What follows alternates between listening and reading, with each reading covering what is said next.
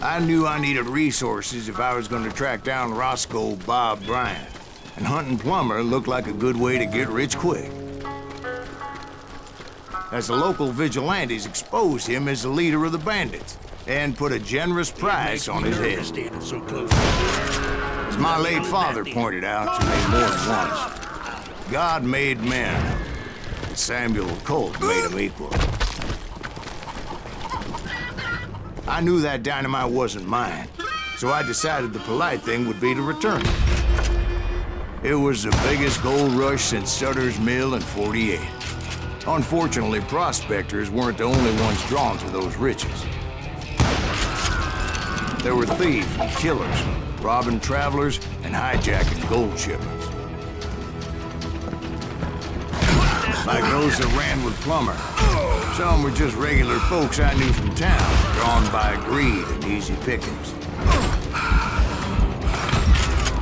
Charlie Crow, the blacksmith. James, who worked in the stable. Sam and Jeremiah Barber, the butcher's son. Of course, the rest were veterans of the Civil War. Stone-cold killers trained on the bloody fields of Shiloh and Antietam. Plummer had a lot of men on his payroll. A hell of a lot. That son of a bitch pretended to protect the public with one hand while stealing them blind with the other.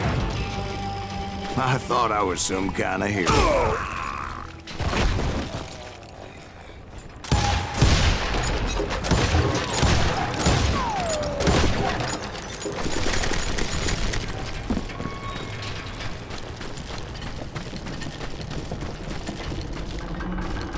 I finally made it past and headed on to meet my destiny. But first, I had something I needed to figure out. I had a few ideas on how to get into that mine, but once I made my decision, I knew there was no turning back. So my first thought was to enter the nearest mine portal. I saw an entrance. Made sense. It was the quickest way in, but that also made it more dangerous. There would undoubtedly be enemy pickets posted along the way.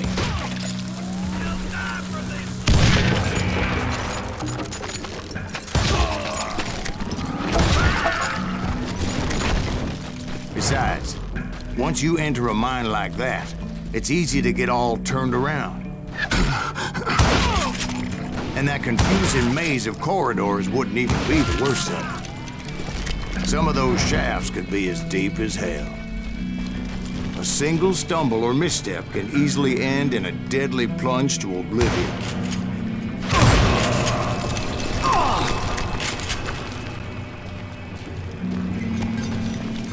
Quick reflexes often make up for a lack of common sense. Luckily, I was never one to be easily bushwhacked. I would just need to be careful not to blow myself to kingdom come.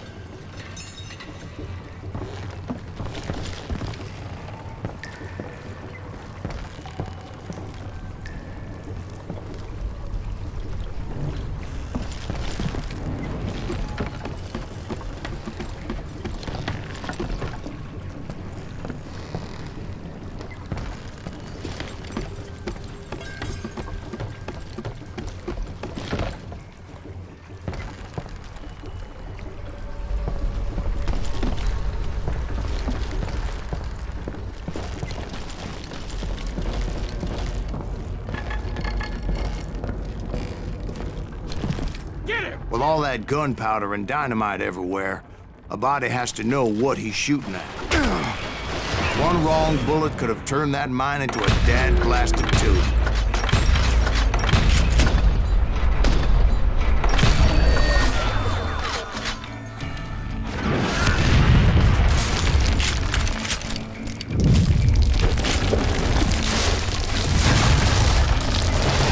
freely admit that my plan of attack was not just moronic, but clearly insane.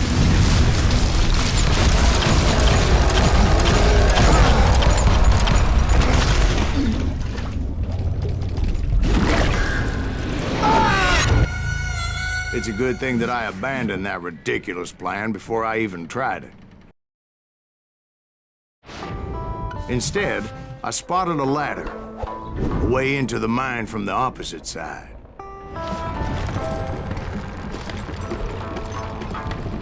It was a long way around, but that approach seemed more sensible at the time. Of course, being I had a problem with heights, that scaffolding scared the bejesus out of me. Climbing down that ladder required some caution, because even though I had a younger man's reflexes, no man can dodge a damn bullet while climbing down a rickety ladder. I was determined not to give up, however. As Sheriff Plummer seemed quite the despicable character. When the vigilantes discovered what the sheriff was up to, people were outraged. That 10,000 they put on his head would go a long way to helping me find old Bob. And I had made it my mission to settle that score come hell or high water. But first, I would have to make a choice. Take the elevator or climb the ladder.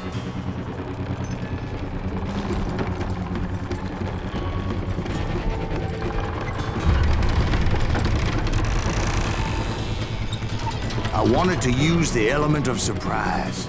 Plus, I figured I could use the exercise. I was warmed up already, so what the hell?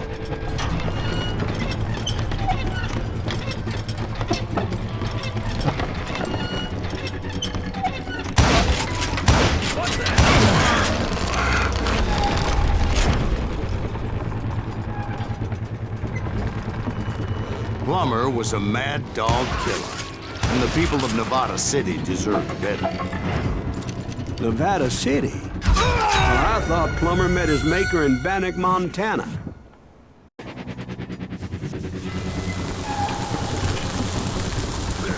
Right, well, he was the sheriff of both places at one time or another, but that's neither here nor there. The point was, taking him down would save a lot of lives, including my own.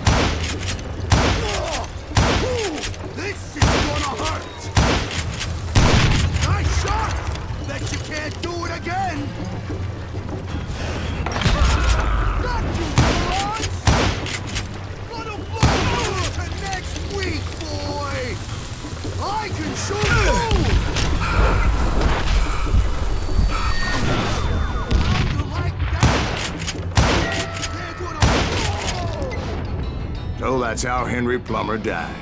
Him and his crew were worth their weight in gold. And now, I was officially a bounty hunter.